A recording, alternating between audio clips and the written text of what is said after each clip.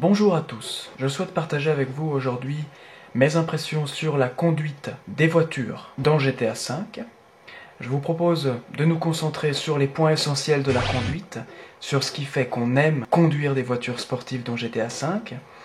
Et je vous propose aussi de comparer un peu avec GTA 4, quelles évolutions on peut observer au niveau de ce nouvel opus, de porter évidemment un jugement, est-ce que la conduite est meilleure ou moins bonne. Alors, nous allons commencer par le bug. Déjà, un très grand réalisme dans la conception graphique. Les traces de pneus sont vraiment réalistes, la fumée également. Ça l'est un petit peu moins quand on modifie la couleur de la fumée du véhicule, parce qu'évidemment, une Lamborghini ou une Ferrari ne fera jamais une fumée rouge, jaune ou verte. L'effet est là, et puis le son également est très ressemblable à celui qu'émettrait un véritable burn dans la réalité. Donc à ce niveau-là, rien à dire. Nous allons poursuivre avec le départ arrêté.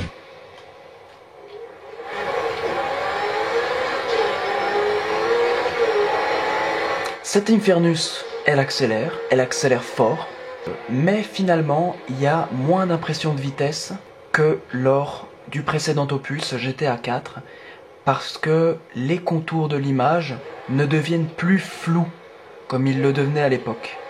Alors, c'est pas grave. On va dire que cette perte est compensée par un autre effet qui est le petit tremblement. Je ne sais pas si vous pouvez bien le percevoir, en tout cas lorsque vous jouez vous le constatez forcément à des hautes vitesses, surtout avec les modèles les plus sportifs comme l'Infernus ou bien la Carine RS. Il y a un peu ce déséquilibre de la voiture qui commence à trembloter. Alors là c'est difficile parce que je suis en virage, mais on va essayer de trouver une ligne droite pour vraiment observer cet effet. Et c'est parti pour le test de la vitesse de pointe.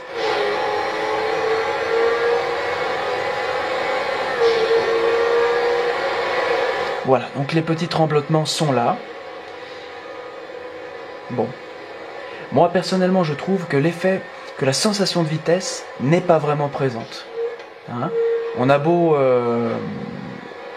maintenir R2 pour ceux qui jouent sur PlayStation 3, appuyer à fond, moi je trouve personnellement que il n'y a pas un effet vraiment de vitesse vertigineuse comme c'était le cas dans GTA 4. Prochaine étape de notre petite évaluation, c'est le virage à haute vitesse. Dans GTA 5, qu'est-ce que ça donne? Est-ce que c'est mieux que dans GTA 4? Est-ce que c'est plus réaliste? Est-ce que la sensation de conduite est meilleure? On va le découvrir tout de suite. Alors déjà, on a un comportement de la voiture qui n'est pas très sain. Personnellement, quand je conduis à des hautes vitesses, il y a toujours des moments dans GTA 5 où je perds le contrôle, comme maintenant. Vous voyez, la voiture est entrée en dérapage et c'est carrément impossible à rattraper. Dans GTA 4, le dérapage était assez contrôlable. À présent, il l'est beaucoup moins. On peut enchaîner avec le burn en roulant. Est-ce qu'il est encore possible de faire patiner la voiture à haute vitesse? Alors on a l'impression que plus tellement. Alors vous savez, ça consiste à maintenir R2 et L2 de manière à faire patiner les roues. Alors c'est très difficile, très laborieux. Cette Infernus, elle résiste un peu à cette forme de conduite. Dans GTA 4, on avait vraiment la possibilité de burner sur des très longues distances. Là, ça patine pas vraiment. Il y a quelque chose qui est flagrant sur ce nouveau GTA 5, c'est l'ABS. Regardez maintenant ce qui se passe si j'appuie uniquement sur X, c'est-à-dire si j'actionne le frein à main. Alors, regardez bien maintenant. Et je relâche. Alors la voiture met un temps incroyable à s'arrêter parce qu'il y a un système d'ABS qui a été ajouté sur les voitures de GTA et qui les empêche de déraper, tout simplement. Alors il y a un petit processus de dérapage au début, comme vous voyez, hop, mais ensuite ça relâche et ça dérape plus. Alors ça c'est vraiment dommage parce que c'est ce qui faisait tout le charme de GTA 4 notamment, cette possibilité de déraper sur des distances infinies à des très hautes vitesses, et là c'est plus possible. Alors maintenant, si on fait le test de freinage sans le frein à main, le freinage normal, le freinage d'urgence, on peut appeler ça. Donc je vais maintenir L2 et on regarde ce qui se passe. Voilà, je vous dis quand j'appuie sur le bouton. Donc maintenant, aucun intérêt, aucun dérapage. La voiture s'arrête certes beaucoup plus vite qu'auparavant, hein.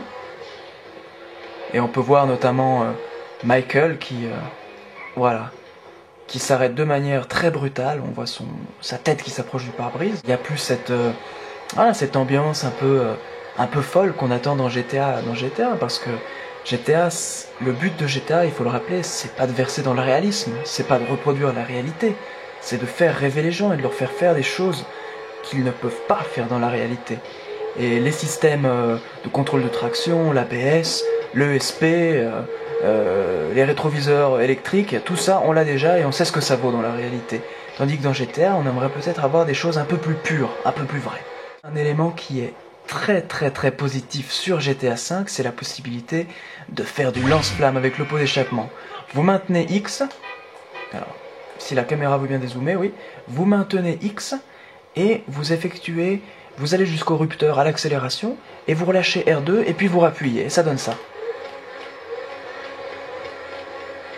Sur GTA 4, il y avait déjà ce phénomène du retour de flamme, mais il était présent qu'à la relâche de l'accélérateur, comme maintenant, vous voyez, là je relâche un petit peu la pression et hop. Une chose qui est extrêmement pénible, et là je pèse mes mots, et je pense que bon nombre de joueurs seront d'avis que c'est vraiment le cas, lorsque vous foncez dans une voiture, qu'est-ce qui se passe? Vous ne pouvez absolument plus la faire dégager comme auparavant dans GTA 4. Alors on va faire un petit contresens pour vous montrer vraiment ce qui se passe quand on fonce à l'arrêt, dans une voiture à l'arrêt. Que se passe-t-il? Impossible de la faire bouger. Au contraire, c'est elle qui nous fait bouger. Et ça, c'est pénible parce que vous êtes coincé dans un embouteillage. Vous remontez une file en contresens. Vous voulez un peu faire dégager les voitures comme c'était possible auparavant dans GTA 4. Vous êtes véritablement emmerdé parce que les voitures ne bougent pas d'un iota. Alors, vous voyez? Donc ça, bon, on pourrait penser que c'est encore pas trop grave parce que le but de GTA, c'est quand même pas de foncer dans les bagnoles et de provoquer des accidents partout. Non, évidemment. Non, de manière plus sérieuse. C'est un défaut. Voilà, là je suis engagé dans une avenue où il y a beaucoup de circulation. Inévitablement, quelle que soit votre expertise, votre niveau en tant que conducteur dans GTA, il y a toujours un moment, et là je pense que vous vous reconnaîtrez, où vous percutez un véhicule, où vous sortez de la piste, où vous vous retrouvez en tête à queue en plein milieu de la voie. Ça arrive, parce que c'est aussi ça le plaisir de jouer à GTA, c'est de faire des erreurs qu'on ne peut pas faire dans la vraie vie. Et dans ces situations où vous frôlez d'un peu trop près, où vous percutez un véhicule, avec GTA V, et ben vous vous retrouvez tout simplement bloqué. Et vous n'avancez plus. Et ça, c'est vraiment pas un plaisir dans GTA, parce qu'on a finalement l'impression de perdre un peu du temps en jouant, de plus être au summum de ses facultés de joueur, et c'est pas très plaisant.